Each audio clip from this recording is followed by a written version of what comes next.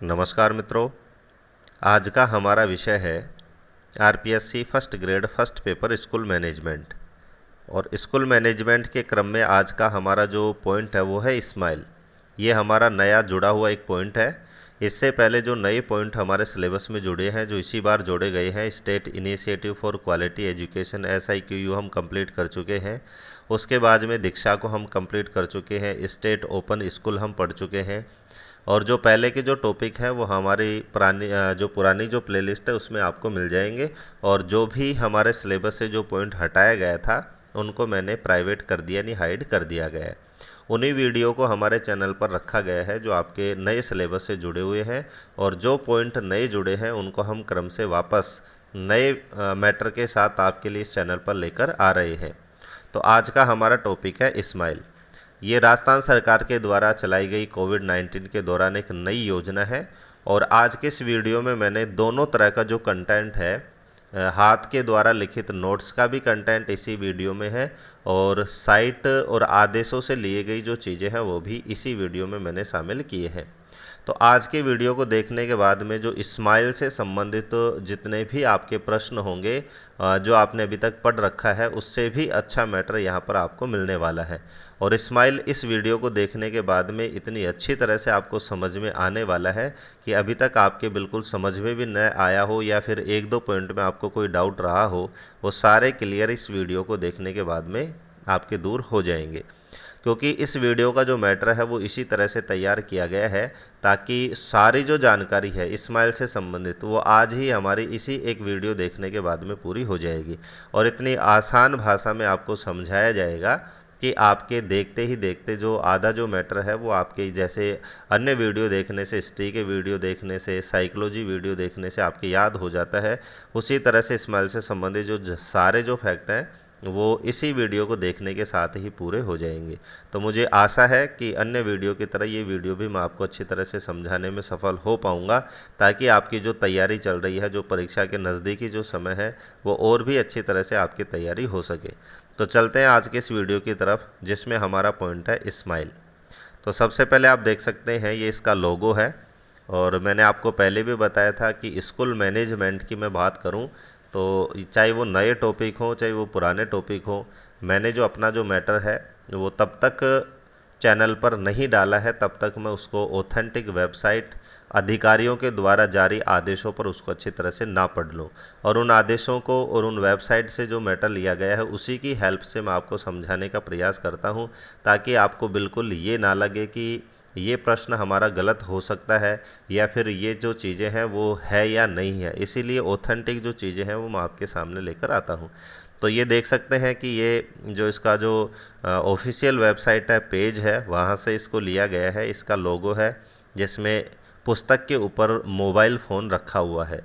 तो जो सीधी सी बात है इस लोगों की वो यही है। और यहाँ देख सकते हैं राजस्थान का एक निशान बना हुआ है, राजस्थान का हमारा मानचित्र है।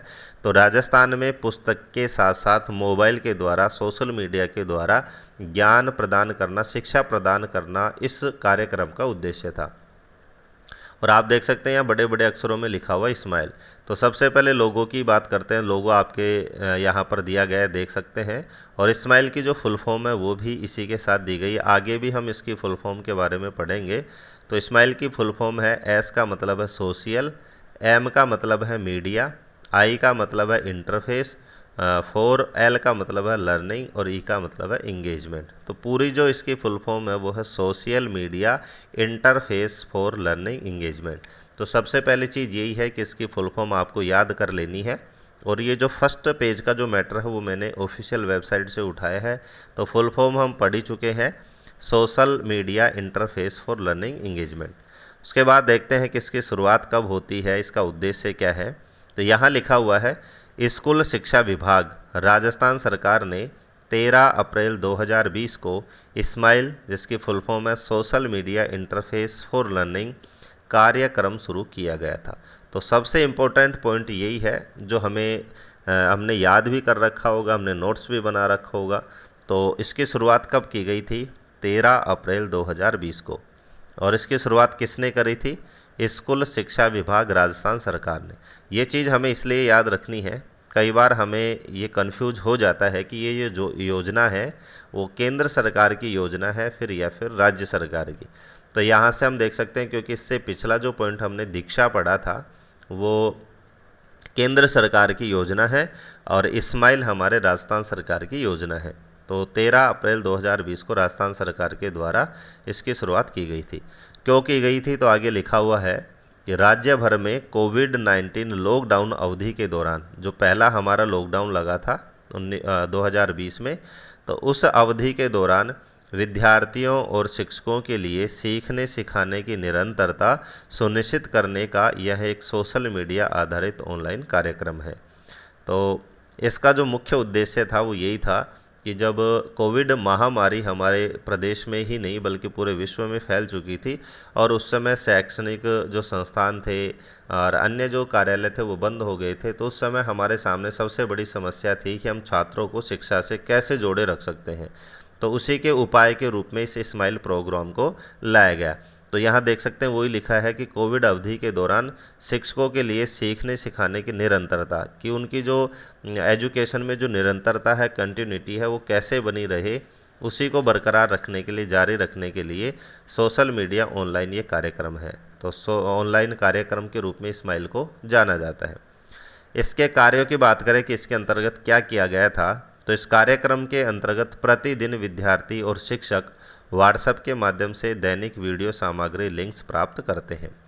तो इस प्रोग्राम के तहत सरकार के द्वारा जो वीडियो डाले जाते थे, जो कंटेंट डाला जाता है, वो शिक्षकों को प्राप्त होता था और इसी के साथ साथ वो जो अभिभावकों के जो व्हाट्सएप ग्रुप बनाए गए थे, छात्रों के जो व्हाट्सएप ग्रुप बनाए गए थे, उनको प्राप्त होता था।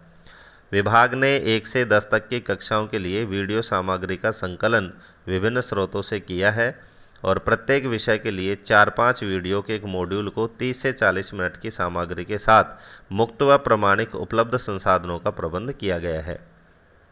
तो वीडियो की बात करें तो यहाँ से यही प्रश्न बनता है कि प्रत्येक विषय के लिए कितने वीडियो दिए जाते थे, 4-5 वीडियो। और ये जो मॉड्यूल था वो इसमें जो वीडियो दिए जाते थे उनकी समय अवधि कितनी होती थी, 30 से 40 मिनट। तो दोनों चीज़ें आप नोट्स में यहाँ से आप नोट करना है। इस सामग्री की समीक्षा RSCERT के विषय विशेषज्ञों की एक टीम द्वारा की जाती थी। तो यहाँ से भी इम्पोर्टेंट प्रश्न बनता है कि इस्माइल के तहत उपलब्ध करवाया जा रहा जो मैटर है, ई कंटेंट है, उसकी जो समीक्षा है वो किसके द्वारा की जाती थी। तो RSCERT के द्वारा इसकी समीक्षा की जाती थी। विद्यार्थी और शिक्षक केवल लिंक पर क्लिक करके सामग्री तक पहुंच सकते थे और ये इस तरह का एक माध्यम था कि जो भी लिंक आपके ग्रुप में शेयर की जाती थी उसमें जो लिंक है उस पर क्लिक करते ही और सामग्री आप प्राप्त कर सकते थे, वीडियो आप प्राप्त कर सकते थे, PDF आप प्राप्त कर सकते थे। बोर्ड कक्षा 10 व 12 के विद्यार्थियों के लिए 10 प्रश्न चैलेंज के तहत प्रतिदिन 10 अभ्यास प्रश्न वहाँ से मिलते थे। तो ये जो चीज़ें हैं जो हमने फर्स्ट पेज पर देखी हैं, ये ऑफिशियल वेबसाइट से ली गई हैं जिसमें प्रमुख बातें आ गई हैं और ये जो बातें हैं वो बिल्कुल नई नहीं है, क्योंकि ये चीज़ें आपने पहले भी पढ़ रखी हैं और नोट्स में जोड़ रखी हैं। लेकिन मैंने जो शुरुआत की है वो इसीलिए ऑफिशियल चीज़ों से की है ताकि आपके ये क्लियर हो जाए कि हाँ, हमने जो चीज़ें पढ़ी हैं वो यथावत हैं और सही है। अब मैं वीडियो के स्टार्ट में ही आपसे चर्चा करी थी कि आज के वीडियो में दोनों चीज़ें आपको मिक्स में मिलने वाली हैं, कि ऑफिशियल वेबसाइट से जो मैटर लिया है वो भी और जो हस्तलिखित जो नोट्स हैं वो भी। तो अब सीधे से भाषा में अपन अपनी भाषा में समझते हैं। तो आज का हमारा टॉपिक है इस्माइल प्रोग्राम। और इस्माइल प्रोग्राम कितने चरणों में चला था, तो इस्माइल प्रोग्राम 3 चरणों में चला था। क्योंकि हमें आज के वीडियो में तीनों चरणों को पढ़ना है, क्योंकि समय बहुत कम है, वीडियो थोड़ा बड़ा होगा, लेकिन आज का जो टॉपिक है इसी वीडियो में हमें समाप्त भी करना है। पहले चरण की हम बात करते हैं तो इस्माइल के नाम से इस चरण को प्रारंभ किया गया था और इसकी जो शुरुआत है वो 13 अप्रैल 2020 से की गई थी, जो अभी हम देख ही चुके हैं। इसके जो पिछला पेज था उसमें ये तारीख भी हमने पढ़ी थी कि इसकी जो शुरुआत है वो राजस्थान सरकार के द्वारा 13 अप्रैल 2020 को की गई थी। दूसरे चरण की हम बात करते हैं तो इस्माइल का जो दूसरा चरण है जिसका नाम था 2.0, इस्माइल 2.0, इसकी शुरुआत हुई थी 2 नवंबर 2020 से। और इसका जो तीसरा चरण था उसका नाम था इस्माइल 3.0, इसकी जो शुरुआत होती है वो 21 जून 2021, यानी जो नया सत्र प्रारंभ किया गया था 2021-22, उसके लिए स्माइल 3.0 की शुरुआत की गई थी। तो इस तरह से आपको तीनों चरण याद रखना है कि सीधा सा प्रश्न बने कि स्माइल प्रोग्राम के कितने चरण चले थे। तो 3 चरण चले थे, तीनों की डेट वाइज मैंने डिटेल यहाँ पर आपको उपलब्ध करवा दी है। अब सबसे पहले हम देखते हैं इसका जो प्रथम चरण है उसके बारे में हमें जानकारी रखनी है कि स्माइल प्रोग्राम चलाने के लिए राज्य परियोजना निदेशक श्री अभिषेक भगोटिया ने वीसी के माध्यम से निर्देश दिए थे। उस समय आपस में मिलना बहुत ही मुश्किल भी था और संकट का ऐसा दौर था कि हमें आपस में मिलने की जो हिदायत है वो भी नहीं दी जाती थी। आप सबको पता है कि कोविड में हमें अलग अलग रहने के निर्देश दिए गए थे, तो अधिकांशतः जो निर्देश दिए जाते थे, जो आदेश दिए जाते थे, वो वीडियो कॉन्फ्रेंस के माध्यम से दिए जाते थे। तो कोविड-19 की स्थिति को देख कर के तात्कालिक जो परियोजना निदेशक थे अशोक भगोटिया, उन्होंने वीसी के माध्यम से स्माइल प्रोग्राम चलाने के निर्देश दिए थे कि छात्रों के लिए हमें राजस्थान सरकार के द्वारा स्माइल प्रोग्राम चलाने हैं। अब हम निर्देशों की बात करते हैं कि इसके तहत क्या क्या निर्देश दिए गए थे। तो पहला निर्देश था कि सभी जो पीओ हैं उनको 2 प्रकार के व्हाट्सएप ग्रुप बनाने हैं। तो जो स्माइल जो प्रथम चरण था उसमें हमें याद रखना है कि कितने प्रकार के व्हाट्सएप ग्रुप बनाए गए थे। तो 2 प्रकार के व्हाट्सएप ग्रुप बनाए गए थे। पहला जो ग्रुप था वो शिक्षकों का ग्रुप था और दूसरा जो ग्रुप था वो छात्र और अभिभावकों का ग्रुप था। ऊपर के पॉइंट में जो चीज़ याद रखनी है वो ये भी याद रखनी है कि स्माइल के प्रथम चरण में कितने प्रकार के व्हाट्सएप ग्रुप बनाए गए, 2 प्रकार के। और किसके द्वारा बनाए गए, तो पीओ यानी पंचायत प्रारंभिक शिक्षा अधिकारी जो होता है, पंचायत स्तर पर जो उच्च माध्यमिक विद्यालय का जो प्रधानाचार्य होता है, उसके माध्यम से ही व्हाट्सएप ग्रुप बनाना था। इसके अलावा कोई भी व्हाट्सएप ग्रुप नहीं बना सकता था। बाद में जो दूसरे तीसरे चरण चले थे उसमें बहुत सारे संशोधन किए गए थे, विस्तारित रूप इसको दिया गया था। यहाँ हम सिर्फ प्रथम चरण की बात कर रहे हैं कि पीओ ही 2 प्रकार के व्हाट्सएप ग्रुप बनाएगा, एक ग्रुप शिक्षकों का, दूसरा ग्रुप अभिभावकों का। अधीनस्थ विद्यालय भी छात्रों और अभिभावकों के साथ ऐसे ही ग्रुप बनाएंगे, यानी पीओ के अंतर्गत जो उच्च प्राथमिक विद्यालय आते हैं वो भी सेम इसी तरह से ग्रुप बनाएंगे। ग्रुप बनाने का कार्य 9 अप्रैल तक पूर्ण करना था।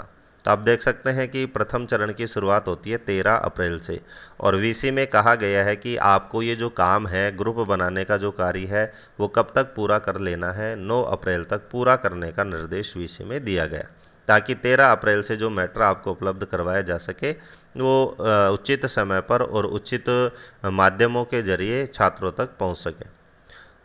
रोजाना सुबह 9 बजे मैटर सीबीओ ग्रुप में भेजा जाएगा और वहां से पीओ को उपलब्ध होगा। तो यहाँ से समय की हम बात करते हैं तो प्रथम चरण में जो हमें सिलेबस मिलता था, जो हमें पाठ्यक्रम मिलता था ग्रुपों में शेयर करने के लिए, वो कितने बजे प्राप्त होता था, 9 बजे।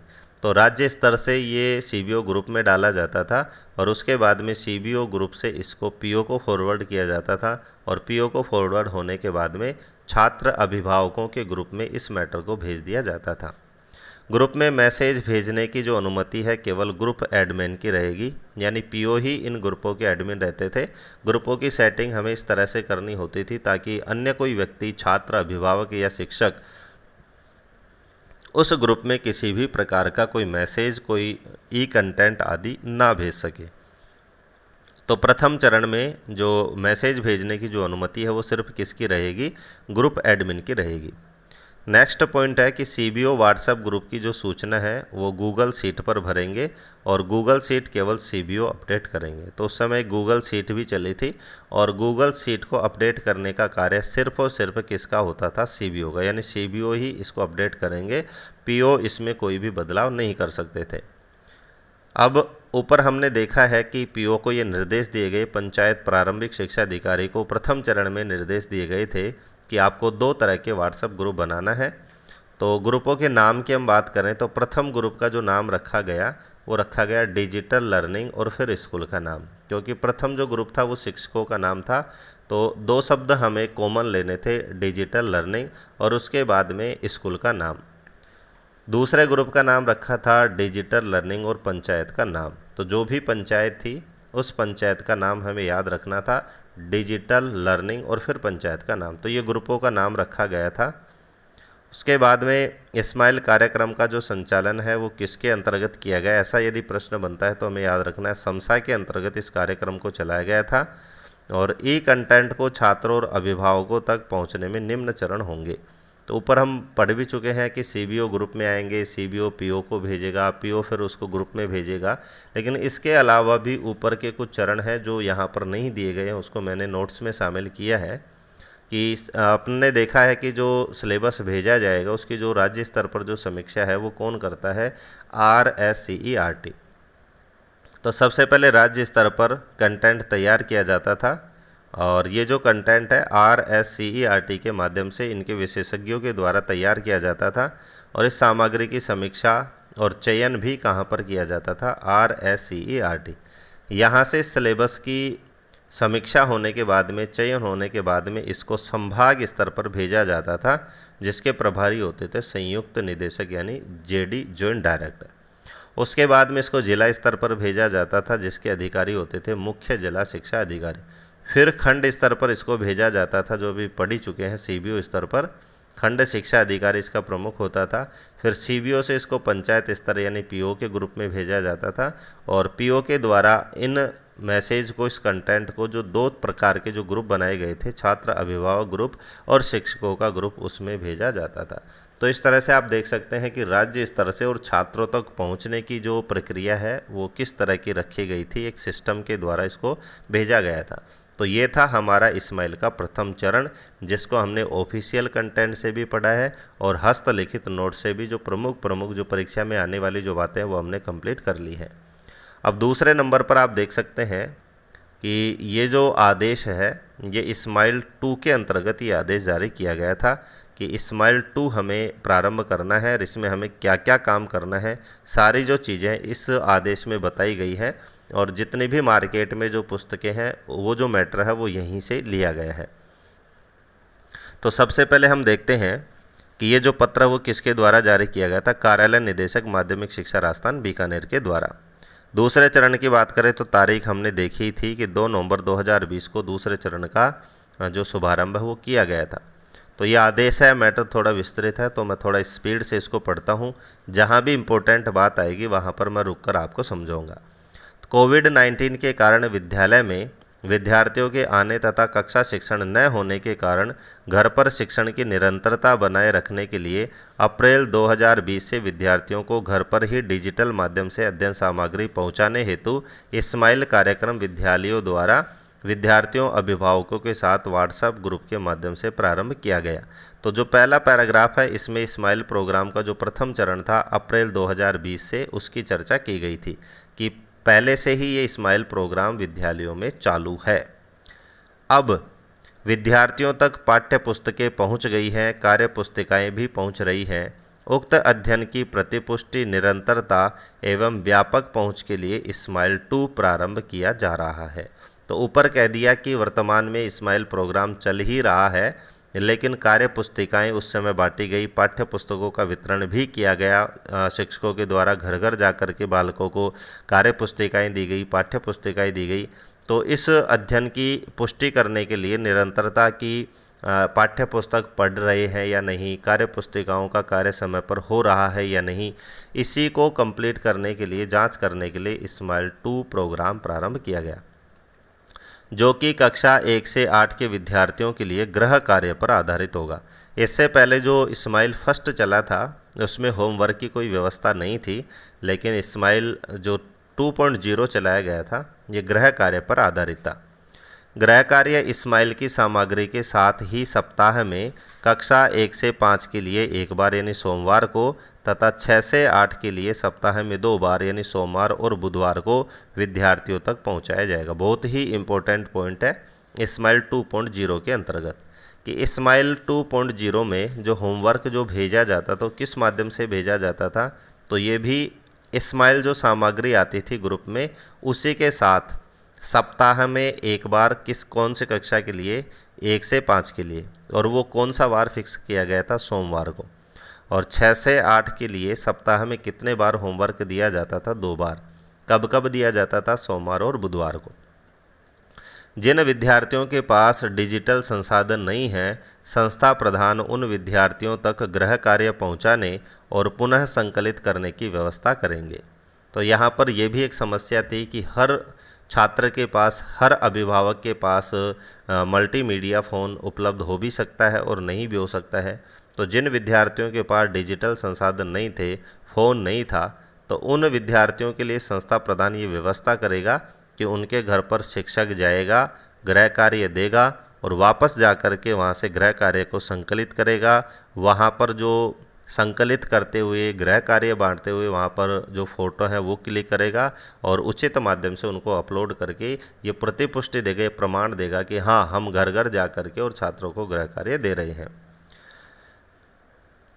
इस हेतु विद्यार्थी अपने अभिभावक के साथ कोविड-19 की गाइडलाइन की पालना करते हुए विद्यालय आकर भी उक्त गृह कार्य सामग्री ले सकेंगे और जमा करेंगे। उक्त गृह कार्य का समय चक्र सप्ताह प्रारंभ होने से पूर्व ही उपलब्ध करवाया जाएगा।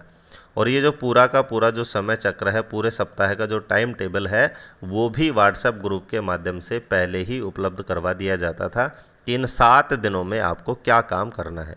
तो दूसरे पैराग्राफ में आपको जो प्रमुख बातें थी वो आपको पता चल गई होगी कि स्माइल 2.0 में क्या क्या कार्य सम्मिलित किए गए थे। आगे फिर लिखा है, स्माइल 2 कार्यक्रम के अंतर्गत निम्नानुसार कार्य किए जाने। अब यहाँ पर अलग अलग हमें दायित्व हैं, क्योंकि जो तथ्यात्मक प्रश्न है तो मैं पहले भी आपसे चर्चा कर चुका हूँ, वर्तमान में उनको बहुत ज़्यादा स्थान दिया जाता है। तो यहाँ से तथ्यात्मक प्रश्नों में इसको शामिल किया जा सकता है कि निम्नलिखित में से कक्षा अध्यापक के दायित्व कौन कौन से हैं। तो कक्षा अध्यापक के दायित्व की हम बात करते हैं तो स्माइल के व्हाट्सएप ग्रुप विद्यालयवार ना होकर के अब कक्षावार होंगे, क्योंकि स्माइल प्रथम चरण में हमने देखा था कि केवल 2 ही ग्रुप बनाए गए थे और दोनों ग्रुप किसके द्वारा बनाए गए थे? पीओ के द्वारा, एक शिक्षकों का, एक अभिभावकों का। लेकिन स्माइल 2 में कहा गया कि अब जो व्हाट्सएप ग्रुप बनाए जाएंगे वो कक्षावार होंगे, यानी हर कक्षा का एक व्हाट्सएप ग्रुप होगा जिसे कक्षा अध्यापक द्वारा संचालित किया जाएगा। यानी इसका एडमिन अब कौन होगा? क्लास टीचर इसका एडमिन होगा। जहां पूर्व से ही कक्षावार ग्रुप बने हुए हैं तो वे तदनुसार ही संचालित रहेंगे, जिसमें अधिकाधिक विद्यार्थियों तक गृह कार्य सामग्री पहुंचाई जा सके। तो इनका उद्देश्य था कि ग्रुप बना करके और जो सामग्री आगे से आ रही है उसको छात्रों तक पहुंचाया जा सके, जो होमवर्क आ रहा है वो ग्रुपों के माध्यम से होमवर्क को वितरित किया जा सके। दूसरा पॉइंट है, स्माइल के मैसेज के साथ स्माइल 2 अंतर्गत गृह कार्य की सामग्री भी प्राप्त होगी। कक्षा 1 से 5 के लिए यह सामग्री सप्ताह में 1 बार सोमवार को और 6 से 8 के लिए सप्ताह में 2 बार सोमवार और बुधवार को प्राप्त होगी। ये हम ऊपर भी पढ़ चुके हैं। संस्था प्रधान का यह दायित्व होगा कि इस गृह कार्य सामग्री को विद्यार्थी अथवा उसके अभिभावक तक पहुंचाना सुनिश्चित करेंगे। तो कक्षा अध्यापक को यह आदेशित करेगा संस्था प्रधान, ये जो सामग्री आ रही है इसको किसी न किसी माध्यम से अभिभावक और छात्रों तक पहुंचाया जाए। यह गृह कार्य सामग्री निम्नांकित माध्यमों से विद्यार्थी तक पहुंचाई जा सकेगी कि कक्षावार बने हुए स्माइल व्हाट्सएप ग्रुप द्वारा स्माइल के अध्ययन सामग्री के साथ विद्यार्थी अथवा उसके अभिभावक तक गृह कार्य सामग्री पहुंचाई जाए। यानी जो भी सामग्री आई है उसको स्माइल के जो ग्रुप है उसी में भेज दिया जाएगा, होमवर्क को भी उसी में भेजा जाएगा। विद्यार्थी द्वारा उक्त गृह कार्य अपनी नोटबुक में पूरा करने के बाद उनकी फ़ोटो इसी ग्रुप में अपलोड करेंगे। उस होमवर्क को विद्यार्थी पूरा करेंगे अपनी कॉपी में और उसकी फ़ोटो खींच करके उसी ग्रुप में वापस भेज देंगे, जिसका कक्षा अध्यापक को प्रिंट लेना था, जांच करके और कक्षा अध्यापक विद्यार्थीवार पोर्टफोलियो पंजिका संधारित करेगा। यानी हर विद्यार्थी की एक फ़ाइल बनाएगा और उसका प्रिंट लेकर के उस होमवर्क को जाँच करेगा, संबंधित विषय अध्यापक से जांच करवाएगा और उसको उस बालक की पोर्टफोलियो में संधारित करेगा। उक्त पंजिका में संधारित गृह कार्य का इस सत्र के मूल्यांकन का भाग बनाया जाएगा। और उस सत्र में जो पढ़ाई है वो स्कूलों में ना होने की वजह से और जो उत्तीर्ण करने का जो नियम आधार बनाया जाएगा, क्रमोन्नत करने का जो आधार माना जाएगा, उसमें इसका योगदान होगा। दूसरे पॉइंट में कहा कि शेष विद्यार्थियों तक संस्था प्रधान द्वारा नामित शिक्षक द्वारा स्माइल 2 के तहत प्राप्त गृह कार्य सामग्री कक्षा 1 से 5 के लिए सप्ताह में 1 बार और 6 से 8 के लिए सप्ताह में 2 बार उनके घर पहुंचाई जाएगी और गत सप्ताह में पूर्ण किए गए गृह कार्य को संकलित किया जाएगा।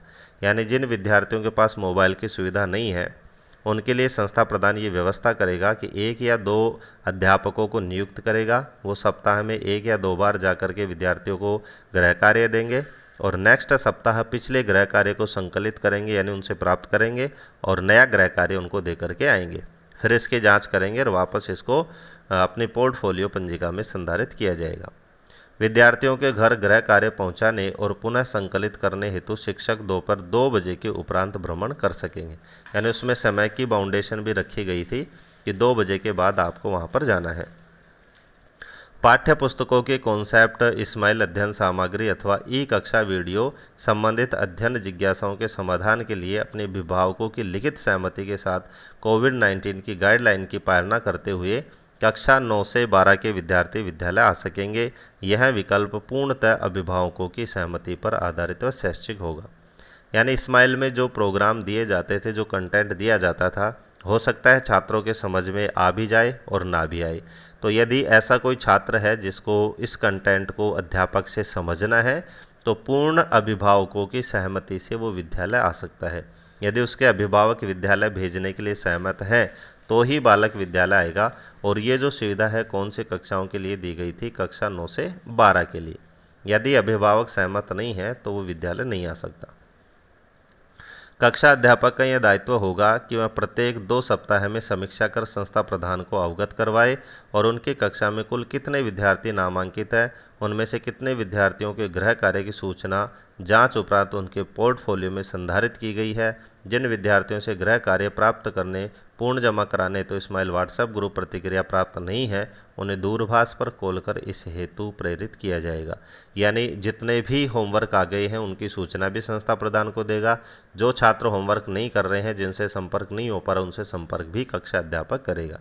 तो ये कक्षा अध्यापक के कार्य थे।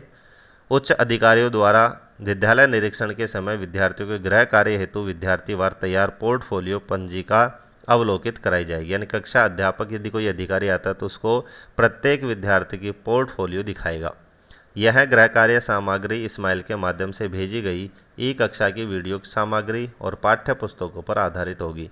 अतः कक्षा अध्यापक या विषय अध्यापक विद्यार्थियों की वीडियो सामग्री और पाठ्य पुस्तक की सहायता से गृह कार्य पूर्ण करने हेतु मार्गदर्शन देंगे। अब हम बात करते हैं कि संस्था प्रधान के कार्य, यानी संस्था प्रधान को इस्माइल 2 के अंतर्गत क्या दायित्व दिए गए थे। संस्था प्रधान पीओ प्रत्येक कक्षा के व्हाट्सएप ग्रुप में रहेंगे। तो ऊपर हमने पढ़ा था कि जो कक्षा अध्यापक जो व्हाट्सएप ग्रुप बनाएंगे उसमें पीओ यानी संस्था प्रधान को भी जोड़ा जाएगा। नियत दिवस यानी प्रति दिवस उन्हें प्राप्त इस्माइल एवं इस्माइल 2 की क्रमशः शिक्षण सामग्री और गृह कार्य संबंधित सामग्री कक्षा के ग्रुप में उपलब्ध करवाएंगे। क्योंकि जो आगे से जो सामग्री आती थी सीबीओ के द्वारा वो पीओ ग्रुप में भेजी जाती थी, इसीलिए प्रत्येक ग्रुप में संस्था प्रधान को जोड़ा जाता था ताकि जो सामग्री आगे से आ रही है संस्था प्रधान उस सामग्री को कक्षा वाइज प्रत्येक कक्षा के ग्रुप में भेज सके।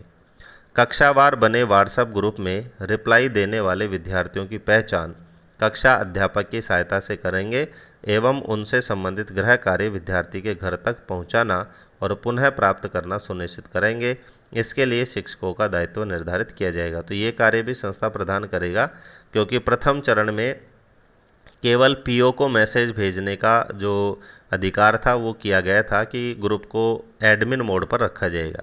लेकिन दूसरे चरण में इसमें कोई भी मैसेज भेज सकता है, क्योंकि तभी जो छात्र हैं वो अपना होमवर्क है वो ग्रुप में डाल सकते हैं। किसी कक्षा अध्यापक के अवकाश अथवा अन्यत्र ड्यूटी होने की स्थिति में संस्था प्रधान द्वारा अन्य शिक्षक को उसके स्थान पर इस कार्य हेतु दायित्वबद्ध किया जाएगा। कक्षा अध्यापक द्वारा गृह कार्य के आधार पर तैयार पोर्टफोलियो का अवलोकन एवं पर्यवेक्षण करेंगे। संस्था प्रधान या पीओ निरंतर कक्षा अध्यापक, विषय अध्यापकों एवं अभिभावकों के संपर्क में रहेंगे।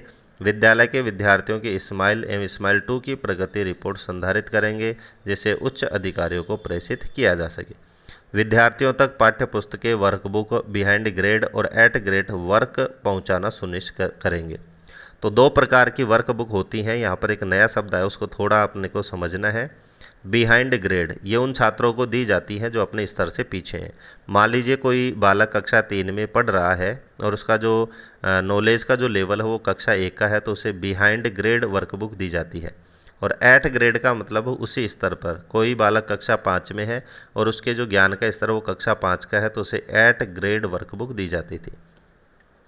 यदि विद्यालय तक उक्त पुस्तकें वर्कबुक बिहाइंड ग्रेड और एट ग्रेड नहीं पहुंची हैं तो संबंधित उच्च अधिकारी से संपर्क कर प्राप्त करेंगे। संस्था प्रधान यह प्रयास करे कि विद्यालय पीओ परिक्षेत्र के अधिकाधिक विद्यार्थी पाठ्यपुस्तक, कार्यपुस्तिका और गृह कार्य की गतिविधियां करें और इस कार्यक्रम से लाभान्वित हों। तो इस तरह देख सकते हैं कि संस्था प्रधान के कार्य उस समय दिए गए थे ताकि ज़्यादा से ज़्यादा लाभ छात्रों को हो सके। आवश्यकता अनुसार इस हेतु अभिभावकों तथा ऑनलाइन ऑफलाइन बैठक कर विद्यार्थियों को शैक्षणिक प्रगति से अवगत कराएं। प्रबोधन हेतु इस्माइल एवं इस्माइल 2 से नवीन संबंध पीओ परिक्षेत्र के विद्यार्थियों की संख्या को इस्माइल फीडबैक गूगल शीट के माध्यम से प्रति सप्ताह भेजा जाना सुनिश्चित करेंगे। इसके बाद में है मुख्य जिला शिक्षा अधिकारी के दायित्व है। तो सबसे पहले देखिए हमने कक्षा अध्यापक, विषयाध्यापक के दायित्व है, उसके बाद उनके जो अधिकारी होते हैं प्रधानाचार्य उसके दायित्व है। अब जो पीओ के ऊपर जो अधिकारी होते थे मुख्य ब्लॉक शिक्षा अधिकारी, उनको क्या दायित्व दिया गया था। इस्माइल एवं इस्माइल 2 की क्रमशः शिक्षण सामग्री, गृह कार्य सामग्री विद्यार्थी तक पहुंचने और उसके पुनः संकलन एवं पोर्टफोलियो बनने के वास्तविक प्रबोधन के लिए स्वयं सहित कार्यालय के अधिकारियों के परिक्षेत्र के विद्यालयों के आनुपातिक रूप में बांटेंगे जिससे नियमित प्रबोधन हो सके। यानी जांच करने का इनको दायित्व दिया गया था कि समय समय पर नियत अनुपातिक व्यवस्था का अनुसरण करते हुए कि आज इस विद्यालय में जाना है, कल इन 2 विद्यालयों में जाना, ये जांच करेंगे कि वहाँ पर इस्माइल और इस्माइल 2 का क्रियान्वयन अच्छी तरह से किया जा रहा है या फिर नहीं। मुख्य ब्लॉक शिक्षा अधिकारी एवं उनके कार्यालय के अधिकारी उन्हें आवंटित विद्यालयों का निरीक्षण करेंगे जिसमें इस्माइल की प्रगति, कार्य पुस्तिकाओं का वितरण किया जाना सुनिश्चित करेंगे। तो ऊपर जो कार्य हैं वो पूरे हुए हैं या नहीं हुए हैं, इन कार्यों की जांच करेंगे। ब्लॉक स्तर पर गठित व्हाट्सएप ग्रुप में संख्यात्मक प्रगति की सूचना प्राप्त करेंगे। इस्माइल और इस्माइल 2 की क्रियान्विति के लिए पीओ के साथ ऑनलाइन ऑफलाइन बैठक करेंगे। संपूर्ण ब्लॉक या क्षेत्र के विद्यालयों के इस्माइल और इस्माइल 2 की प्रगति संबंधी सूचना अद्यतन यानी अपडेट करते रहेंगे जिससे उच्च अधिकारियों को भेजी जा सके। मुख्य ब्लॉक शिक्षा अधिकारी इस्माइल और इस्माइल 2 की सामग्री पीओ संस्था प्रधान तक पहुंचाना सुनिश्चित करेंगे। तो आगे से जो सामग्री प्राप्त हुई है उसको पीओ ग्रुप में भेजना सुनिश्चित करेंगे। मुख्य ब्लॉक शिक्षा अधिकारी, जिला शिक्षा अधिकारी का प्रयास रहे कि परिक्षेत्र के विद्यालयों के समस्त विद्यार्थी पाठ्यपुस्तक और ये प्राप्त कर सकें। प्रत्येक सप्ताह रैंडम आधार पर अभिभावकों, शिक्षकों और विद्यार्थियों से दूरभाष पर बात कर वास्तविक प्रगति से विज्ञ रहें। ये पॉइंट बहुत मैटर करता है क्योंकि उस समय क्या था कि ये भी जांच करना था कि कहीं जो मोबाइल नंबर अपडेट किए जा रहे हैं वो केवल बिना बात किए ही किए जा रहे हैं। तो ये भी सुनिश्चित करेंगे मुख्य ब्लॉक शिक्षा अधिकारी कि शिक्षक और प्रधानाचार्य वास्तव में अभिभावकों और छात्रों से बात भी कर रहे हैं या नहीं कर रहे हैं, उनको घर जाकर होमवर्क दे भी रहे हैं या नहीं दे रहे हैं। मुख्य जिला शिक्षा अधिकारी, तो इस तरह से एक के बाद एक अधिकारियों के दायित्व थे। इसके भी आप स्क्रीनशॉट ले सकते हैं और इसको पढ़ सकते हैं कि उसके बाद में ये क्या दायित्व रखे गए थे। अब इसके बाद में जो तीसरा चरण हमने देखा था और उस प्रोग्राम का नाम था इस्माइल 3.0। तो ये तीसरे चरण इसको प्रारंभ किया गया था 21 जून 2021 को। स्टूडेंट्स को घर पर ही डिजिटल माध्यम से स्टडी मटेरियल पहुंचाने के लिए इस्माइल प्रोग्राम चलाया जा रहा है जिसके अंतर्गत स्कूलों द्वारा स्टूडेंट पेरेंट्स के साथ व्हाट्सएप ग्रुप बनाए गए हैं जिसमें 21 जून 2021 से हर दिन सुबह 8 बजे। तो इस्माइल 3 में हम कंटेंट भेजने की बात करें तो कितने बजे भेजा जाता था, 8 बजे। अध्ययन सामग्री समूहों पर अपलोड की जाएगी जिसमें माता पिता विद्यार्थी इसे एक्सेस कर सकते हैं। इस्माइल 3.0 के तहत निम्नलिखित कार्य किए जाने हैं। तो प्रमुख जो चीज़ें हमें परीक्षा में पूछी जाएगी वो कार्यों से संबंधित हमें प्रश्न पूछे जाएंगे। तो जिस तरह से 2.0 में हमने देखा कि क्या क्या कार्य करने होते हैं, कक्षा अध्यापक का क्या कार्य था, प्रधानाचार्य का क्या कार्य था, मुख्य ब्लॉक शिक्षा अधिकारी का क्या कार्य था, उसी तरह से हम देखते हैं कि इस्माइल 3.0 में क्या क्या कार्य करने होते थे। तो इस्माइल 3.0 व्हाट्सएप ग्रुप का निर्माण दिनांक 19/6/2021 तक किया जा चुका है। यानी जैसे प्रोग्राम की शुरुआत 21 जून से हुई है तो उसके 2 दिन पहले तक हमें व्हाट्सएप ग्रुप का जो निर्माण है वो किया जाना सुनिश्चित किया जाए। सभी कक्षा शिक्षकों द्वारा कक्षावार व्हाट्सएप ग्रुप निर्माण। तो जिस तरह से 2.0 में कक्षावार ग्रुप बनाए गए थे तो इस्माइल 3.0 में भी सभी कक्षा शिक्षकों द्वारा कक्षावार ग्रुप निर्माण करने का निर्देश दिया गया। पिछले वर्ष के व्हाट्सएप ग्रुप का उपयोग भी किया जा सकता है, लेकिन समूह का जो नाम है और विद्यार्थियों के नामांकित ग्रेड के साथ अपडेट किया जाना है। यानी मान लीजिए कक्षा 7 का ग्रुप है और पिछले सत्र का है, तो वो जो बालक हैं वो नए सत्र में कक्षा 8 में पहुंच गए हैं, तो उसी ग्रुप को कक्षा 8 का नाम दे करके भी प्रयोग किया जा सकता है। और उसमें यदि कोई बच्चा नया नामांकित हुआ तो उसको ऐड करना है, और वहाँ से यदि वो जा चुका है तो उसको वहाँ से हटाना था। तो इस तरह से अपडेट करके उसको भी यूज़ किया जा सकता था। उस कक्षा के सभी शिक्षकों को व्हाट्सएप ग्रुप में जोड़ना है। तो स्माइल 3 के अंतर्गत सभी शिक्षकों को इसमें जोड़ना था जो शिक्षक उस क्लास में शिक्षण करवाते थे। स्कूल के एचएम प्रिंसिपल को स्कूल के सभी व्हाट्सएप ग्रुप में जोड़ना था, और सभी ग्रुप में कक्षा अध्यापक के साथ विषय अध्यापक भी अवश्य जुड़ेंगे। तो जो भी उस कक्षा में शिक्षण करवा रहे उनको, प्रिंसिपल को, छात्रों को, अभिभावकों को प्रत्येक ग्रुप में हमें जोड़ना था। दूसरा कार्य है स्माइल 3.0 व्हाट्सएप ग्रुप में डिजिटल अध्ययन सामग्री प्रेक्षेपण, यानी भेजना जो था वो किस तरह का था। स्माइल और ई कक्षा वीडियो के साथ दैनिक व्हाट्सएप संदेश सुबह 8 बजे भेजा जाएगा। तो समय की बात करें कितने बजे भेजा जाएगा? 8 बजे। व्हाट्सएप संदेश सभी विद्यार्थी समूह में सुबह 8:15 बजे तक उपलब्ध होना चाहिए। यानी इसकी अधिकतम सीमा 15 मिनट रखी गई थी कि 8:15 तक किसी भी हालत में हमें इस कंटेंट को भेजना है। वीडियो सामग्री कक्षा 1 से 12 तक भेजी जाएगी, और ये जो स्माइल का जो काम किया गया था वो कक्षा 3 का 1 से 12 तक, क्योंकि स्माइल 2.0 में आपने देखा था कि कक्षा 1 से 8 तक ज़्यादा जोर दिया गया था, जिसमें होमवर्क को आधार बनाया गया था कि 1 से 5 तक सप्ताह में 1 बार होमवर्क दिया जाएगा, 6 से 8 तक 2 बार दिया जाएगा, और 9 से 12 तक विद्यार्थी यदि पढ़ना चाहें तो विद्यालय आकर के माता पिता की सहमति से विद्यालय आ सकते हैं। लेकिन स्माइल 3.0 में कक्षा 1 से 12 तक सभी को ऑनलाइन माध्यम से जोड़ दिया गया था। कक्षावार डिजिटल अध्ययन सामग्री का वितरण निम्नानुसार किया जाना है। यहाँ भी आपको बहुत चीज़ें ध्यान में रखनी है कि कक्षा 1 और 2 ये ग्रुप रहा था, इन दोनों को नामांकित विद्यार्थियों को पूर्व प्राथमिक स्तर की सामग्री प्राप्त होगी। पूर्व प्राथमिक का मतलब है कि कक्षा 1 और 2 के विद्यार्थियों को जो कक्षा 1 और 2 से पहले की जो पूर्व प्राथमिक स्तर है उसकी सामग्री हमें देनी है, इनको 1 और 2 की नहीं देनी है। तो जो सामग्री हमें प्राप्त होती थी वो भी हमें याद रखना है कि कौन सी कक्षा को कौन से स्तर की सामग्री प्राप्त होती थी। कक्षा 3 की बात करें तो नामांकित विद्यार्थियों को कक्षा 1 के स्तर की सामग्री प्राप्त होती थी। तो कक्षा 3 का यदि कोई बालक है तो उस ग्रुप में कौन सी सामग्री को भेजा जाता था? कक्षा 1 की सामग्री को भेजा जाता था। कक्षा 4 और 5 नामांकित विद्यार्थियों की कक्षा 3 के स्तर की सामग्री प्राप्त होती थी।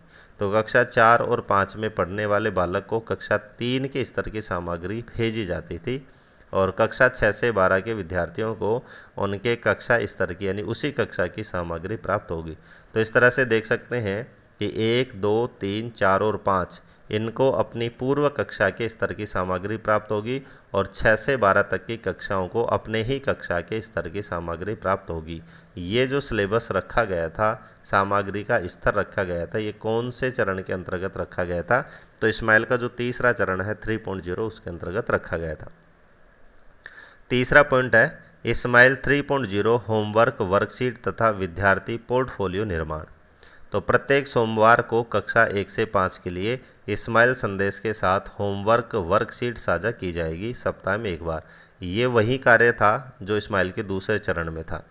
प्रत्येक सोमवार और बुधवार को 6 से 12 के लिए स्माइल संदेश के साथ होमवर्क वर्कशीट साझा की जाएगी। इसमें थोड़ा सा बदलाव हुआ है क्योंकि दूसरे चरण में केवल 6 से 8 तक होमवर्क का ऑनलाइन माध्यम रखा गया था, लेकिन स्माइल के तीसरे चरण में इस माध्यम को 6 से 12 के लिए निर्धारित कर दिया गया था कि होमवर्क 6 से 12 तक ऑनलाइन माध्यम से ही दिया जाएगा, ग्रुप के माध्यम से शेयर किया जाएगा, और कितने बार किया जाएगा? सप्ताह में 2 बार, सोमवार और बुधवार।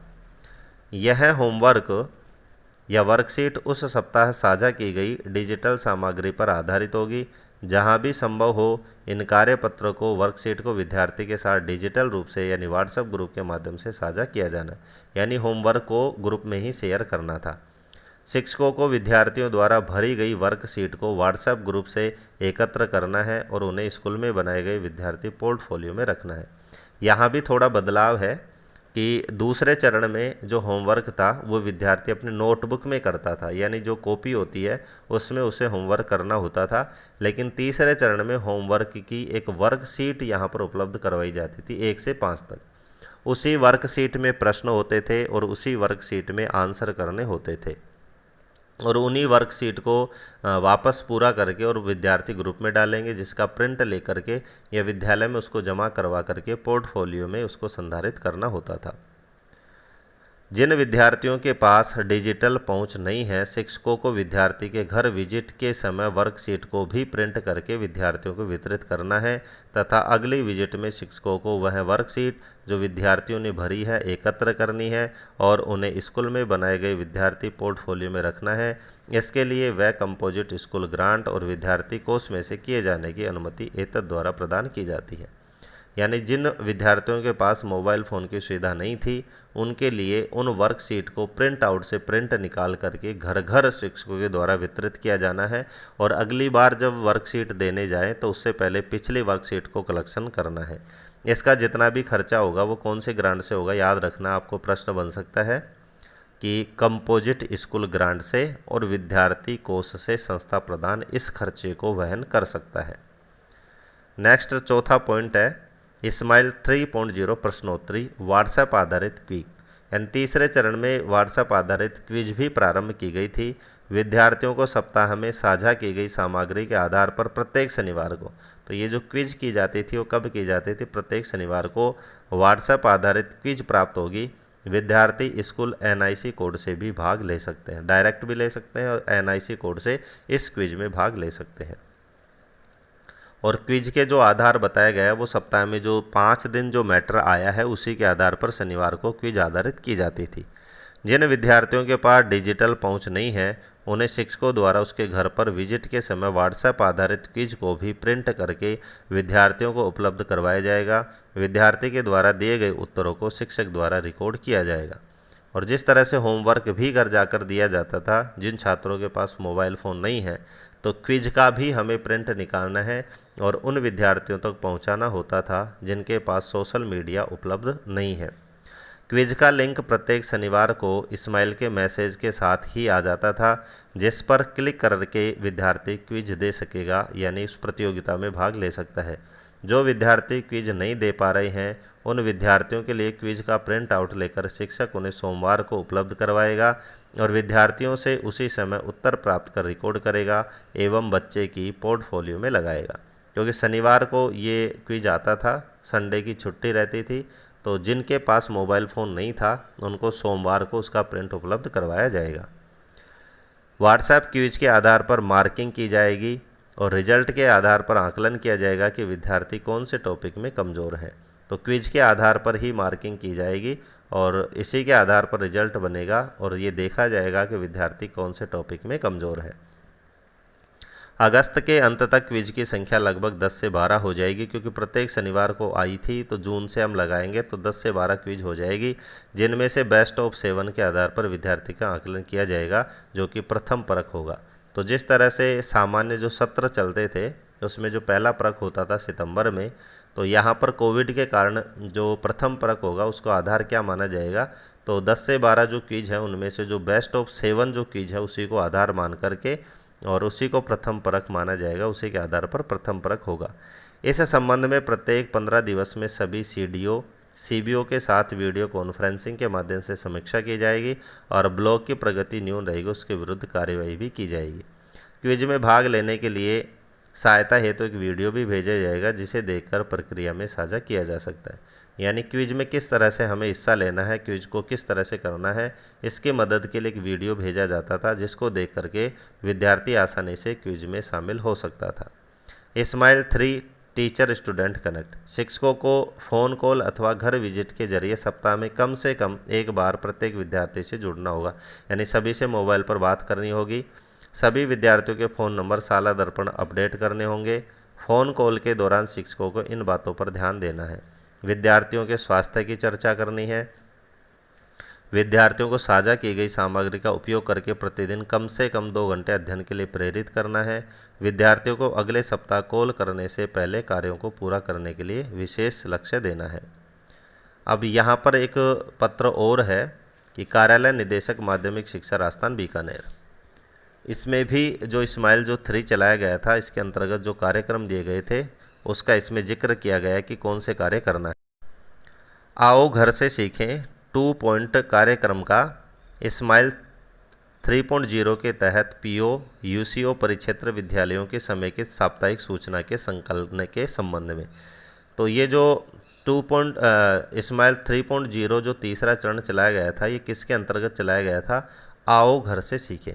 तो ये भी जिस तरह से स्माइल के 3 चरण चलाए गए थे, पहला, दूसरा और तीसरा, तो जो दूसरा जो चरण था वो कौन से प्रोग्राम के तहत चला था?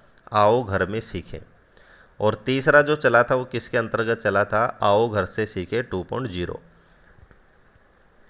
तो ये भी आपको अपने नोट्स में इस प्रश्न को शामिल करना है कि स्माइल का जो दूसरा चरण है 2.0 वो किस कार्यक्रम के अंतर्गत चलाया गया। तो उसमें सिर्फ इतना सा नाम याद रखना है, आओ घर में सीखें। और स्माइल 3.0 का जो संचालन है वो कौन से कार्यक्रम के तहत किया गया? आओ घर से सीखें 2.0 के तहत। तो इस कार्यालय के समसंख्यक पत्र दिनांक, तो ये चीज़ें हमें नहीं पढ़नी है, हमें जो चीज़ याद रखनी है वो ये है कि जो सूचना है वो 15 दिवस पर आपको देनी है। पीओ कहते हैं जो ग्रामीण क्षेत्र में जो प्रधानाचार्य होता है पंचायत स्तर, उसको पीओ कहते हैं। और जो शहरी क्षेत्र हैं जैसे नगर पालिका है, जिला परिषद है, नगर निगम है, उनके जो प्रधानाचार्य हैं, नोडल अधिकारी, उनको यूसीईओ कहा जाता था। तो साला दर्पण पर स्माइल अपडेशन एक बारीय तथा प्रति पखवाड़े आपको करना है 15 दिन पर। यहाँ से आपको प्रश्न बन सकता है कि स्माइल 3.0 के तहत साला दर्पण पर स्माइल अपडेशन कितने दिनों में किया जाता था? तो प्रति पखवाड़े ने 15 दिनों में। स्माइल 3.0 कॉलिंग विद्यार्थी संख्या, यानी कितने विद्यार्थियों से आपने बात की, कॉलिंग फॉर्म आपको भरना है।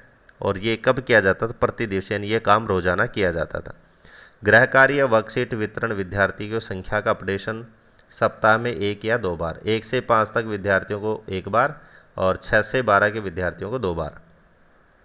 गृह कार्य वर्कशीट संकलन विद्यार्थी संख्या वही सप्ताह में 1 बार और 2 बार। गृह कार्य वर्कशीट जांच की विद्यार्थियों की संख्या प्रतिदिन आपको भरनी है। शिक्षक द्वारा संपर्क किए गए अभिभावकों की संख्या प्रति दिवस। अध्यापक डायरी का संधारण शिक्षक संख्या प्रति दिवस। और क्विज में भाग लेने वाले विद्यार्थियों की संख्या की सूचना साप्ताहिक। तो ये सूचना पीओ के द्वारा भेजी जाती थी, जिसमें से कई सूचना 15 दिवस पर, कोई सूचना रोजाना, कोई सप्ताह में 2 बार या 1 बार और कोई साप्ताहिक ये सूचना भेजी जाती थी। तो इस तरह से आप देख सकते हैं आज के वीडियो में हमने कंप्लीट जो हमारा स्माइल का जो प्रोग्राम उसके बारे में जानकारी प्राप्त करी है। और इसी के साथ इससे जुड़ी हुई 2-3 चीज़ें हैं जो हमने अभी देखी है कि ऊपर एक प्रोग्राम का नाम आया है आओ घर में सीखें। तो इसका भी एक वीडियो हम देखेंगे कि आओ घर में सीखें कौन कौन से कार्यक्रम चलाए गए थे, इसका उद्देश्य क्या था, क्योंकि ये भी हमारे सिलेबस में है। 2 टॉपिक है, शिक्षा वाणी और शिक्षा दर्शन। तो शिक्षा वाणी और शिक्षा दर्शन जो कार्यक्रम है वो भी किसके तहत चलाए गए थे? आओ घर से सीखें। तो उनके साथ इस टॉपिक पर भी हम चर्चा करेंगे। तो आज के लिए इतना ही, बहुत लंबा वीडियो हो गया है। वीडियो को लास्ट तक देखने के लिए धन्यवाद।